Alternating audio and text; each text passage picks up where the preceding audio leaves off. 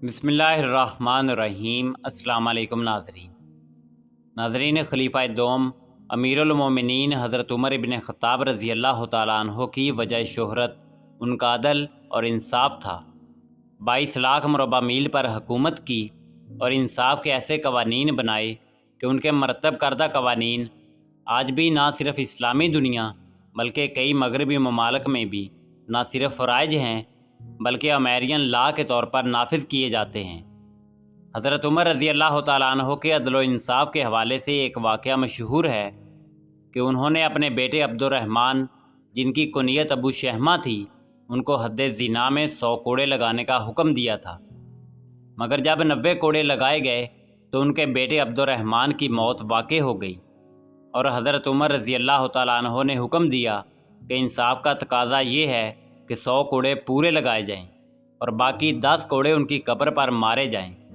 नाज़रीन, हज़रत उमर रज़ी अल्लाह तआला अन्हो के फ़ज़ाइल और अदल व इंसाफ के हवाले से ये वाक़या बयान तो किया जाता है, मगर क्या ये वाक़या हकीकत पर मबनी है?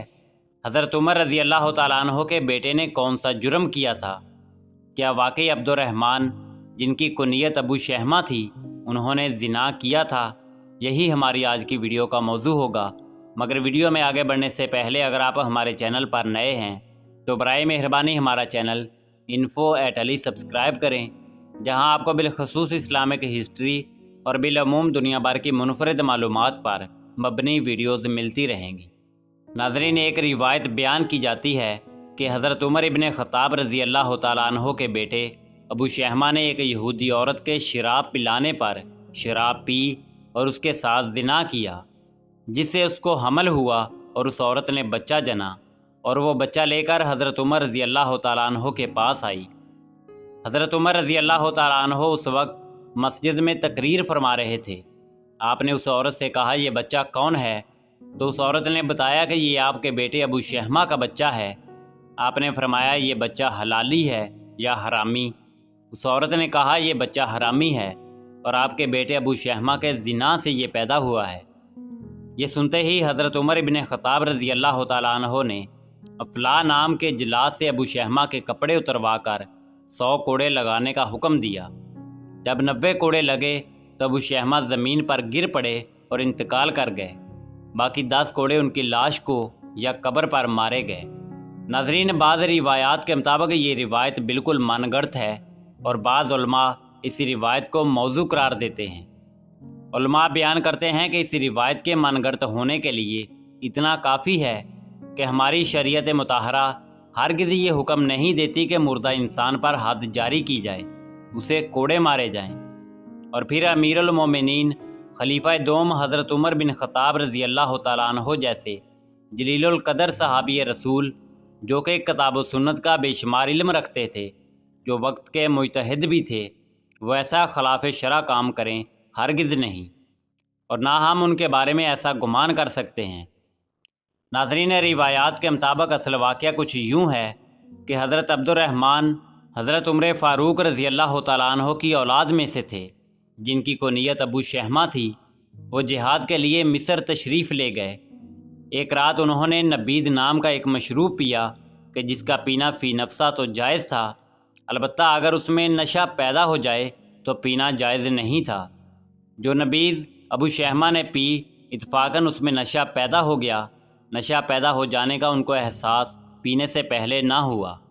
जब पीने के बाद नशा हो गया तो खौफ आखरत और अल्लाह रब्बुल इज़्ज़त के डर से और तकवा व परहेज़गारी की वजह से उन्होंने अमीर मिस्र हज़रत अमर बिन अल-आस रज़ी अल्लाह तआला अन्हो के पास जाकर खुद दरख्वास्त की कि मेरे ऊपर नशावर नबीद पीने की हद जारी कर दीजिए। नाज़रीन, हज़रत अमर बिन अल-आस रज़ी अल्लाह तआला अन्हो ने माज़रत कर दी, मगर जब अबू शहमा ने यह फरमाया कि अगर हद जारी ना करोगे तो मैं आपकी शिकायत अपने बाप अमीरुल मोमिनीन हज़रत उमर इब्न ख़त्ताब रज़ी अल्लाह तआला अन्हो से कर दूँगा, तब उन्होंने अपने घर में उन पर हद जारी की। ये बात जब अमीरुल मोमिनीन हज़रत उमर रज़ी अल्लाह तआला अन्हो को मालूम हुई तो उन्होंने हज़रत अमर बिन अल-आस रज़ी अल्लाह तआला अन्हो को मलामत किया कि आपने घर में हद क्यों जारी की? ये हद तो जहाँ आम मुसलमानों पर जारी की जाती है उसी जगह और मैदान में सब के सामने अबू शहमा पर जारी करते।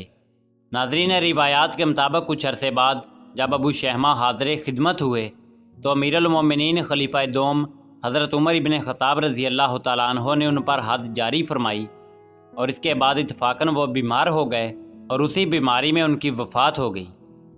حضرت عمر رضی اللہ تعالیٰ عنہ کے بیٹے کو زنا کے جرم میں کوڑے مارے گئے تھے۔ یہ بات غیر مستند ہے۔ اس روایت کے مطابق امام ابن جوزی رحمۃ اللہ علیہ فرماتے ہیں کہ یہ من گھڑت قصہ ہے جس کا حقیقت کے ساتھ کوئی تعلق نہیں۔